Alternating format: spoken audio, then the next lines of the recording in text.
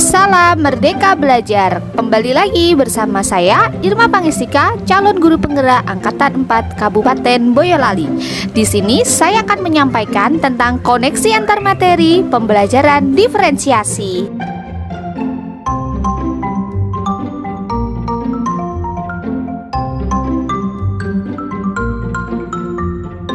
Pertanyaan pertama, apa itu pembelajaran diferensiasi? Pembelajaran diferensiasi memiliki makna, yaitu usaha untuk menyesuaikan proses pembelajaran di kelas untuk memenuhi kebutuhan belajar individu setiap murid. Ini yang diungkapkan oleh Tomlinson. Pengertian lain yaitu serangkaian keputusan masuk akal atau common sense yang dibuat oleh guru yang berorientasi kepada kebutuhan murid.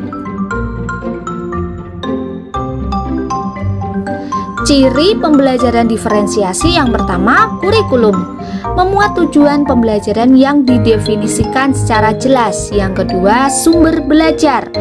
Menyesuaikan rencana pembelajaran untuk memenuhi kebutuhan belajar murid. Yang ketiga, lingkungan mengundang murid untuk belajar. Keempat, yaitu manajemen kelas yang efektif. Dan yang terakhir, penilaian yang berkelanjutan. Pertanyaan kedua, bagaimana penerapan pembelajaran diferensiasi? Cara menerapkan pembelajaran diferensiasi di kelas, yang pertama menganalisis kebutuhan belajar dengan melakukan asesmen diagnostik berdasarkan 3 aspek: kesiapan belajar, minat, dan profil belajar. Yang kedua, menganalisis penerapan 3 strategi diferensiasi: konten, proses, dan produk.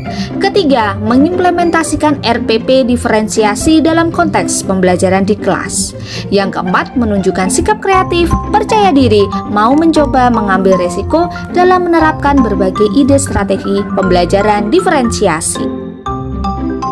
Pertanyaan selanjutnya, bagaimana pembelajaran berdiferensiasi dapat memenuhi kebutuhan belajar murid dan membantu mencapai hasil belajar yang optimal?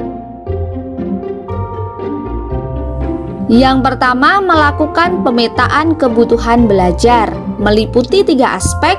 Yang pertama, kesiapan belajar atau readiness. Yang kedua, minat murid.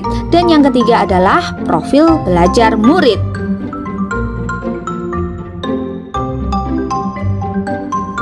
Aspek yang pertama yaitu kesiapan belajar atau readiness, yaitu membawa murid keluar dari zona nyaman mereka.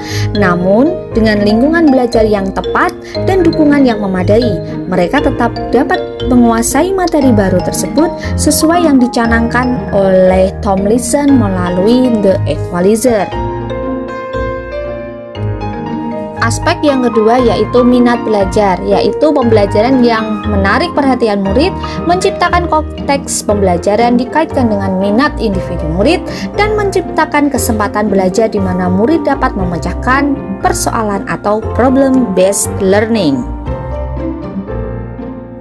Aspek yang ketiga yaitu profil belajar, yaitu pendekatan yang disukai siswa untuk belajar yang dipengaruhi oleh yang pertama lingkungan belajar, yang kedua pengaruh budaya, yang ketiga gaya belajar meliputi visual, auditori, dan kinestetik, dan yang terakhir yaitu kecerdasan majemuk. Langkah selanjutnya yang kedua yaitu menerapkan strategi pembelajaran diferensiasi meliputi konten, proses, dan produk. Konten adalah apa yang akan kita ajarkan kepada murid. Proses adalah bagaimana murid akan memahami atau memaknai apa yang akan dipelajari, dan produk, hasil pekerjaan atau unjuk kerja yang harus ditunjukkan murid kepada kita sebagai seorang guru. Pertanyaan ketiga yaitu koneksi antar materi atau keterkaitan antara pembelajaran diferensiasi dengan pemikiran Ki Hajar Dewantara, nilai peran guru penggerak, visi guru penggerak, dan budaya positif. Yang pertama, kaitan dengan filosofi Ki Hajar Dewantara. Dari filosofi Ki Hajar Dewantara, merdeka belajar dapat diwujudkan melalui pembelajaran berdiferensiasi. Setiap peserta didik terlahir dengan kodrat alam dan kodrat zamannya masing-masing, sehingga dengan pembelajaran berdiferensiasi, setiap peserta didik dapat memperoleh kesempatan belajar yang sesuai dengan kesiapan, minat, dan profil belajarnya masing-masing. Dalam kaitannya dengan peran dan nilai guru penggerak, peran dan nilai guru penggerak dapat mewujudkan sebuah merdeka belajar melalui pembelajaran diferensiasi. Apabila seorang guru penggerak dapat memiliki nilai dan peran tersebut di dalam dirinya, serta mampu menerapkan di dalam proses pembelajaran.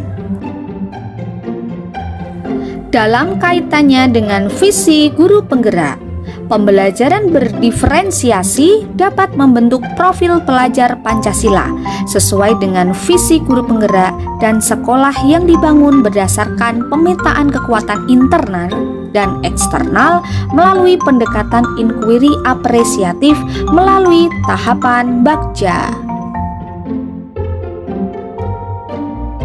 Dalam kaitannya dengan budaya positif, mewujudkan pembelajaran berdiferensiasi di kelas atau sekolah membutuhkan lingkungan belajar yang positif, didukung dengan kemampuan seorang guru dalam menjadi seorang manajer yang baik dalam pembelajaran, sehingga setiap peserta didik merasa diterima dengan segala kekurangan dan kelebihan yang dimilikinya, merasa aman dan nyaman di dalam proses pembelajaran. Demikian koneksi antar materi pembelajaran berdiferensiasi. Salam merdeka belajar, tergerak, bergerak, menggerakkan.